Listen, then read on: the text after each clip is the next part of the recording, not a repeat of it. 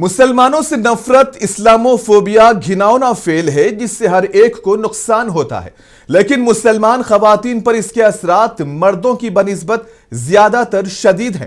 بہت سے مسلمان خواتین حجاب اوڑھتی ہیں جس سے ان کی شناخت نمایاں ہو جاتی ہے، اور یہی وجہ ہے کہ خاص طور پر مغربی معاشروں میں انہیں انتہا پسندوں کا نشانہ بنایا جا رہا ہے۔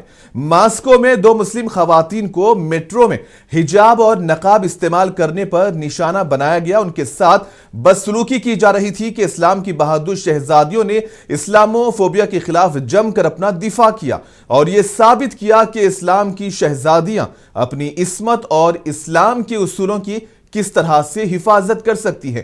جب طنز کے نشتر حجاب کو لے کر مارے جا رہے تھے تو ان بہادر شہزادیوں نے انہیں ان کی اوقات یاد دلا دی اور وہ لوگ بھاگ کھڑے ہوئے۔ ایسے میں اب اقوام متحدہ کو مغربی معاشروں سے اسلاموفوبیا کا خاتمہ کرنے کے لیے اقتصادی، سماجی اور ثقافتی اقدامات کے لیے کوئی ٹھوس قدم اٹھانے کی ضرورت ہے۔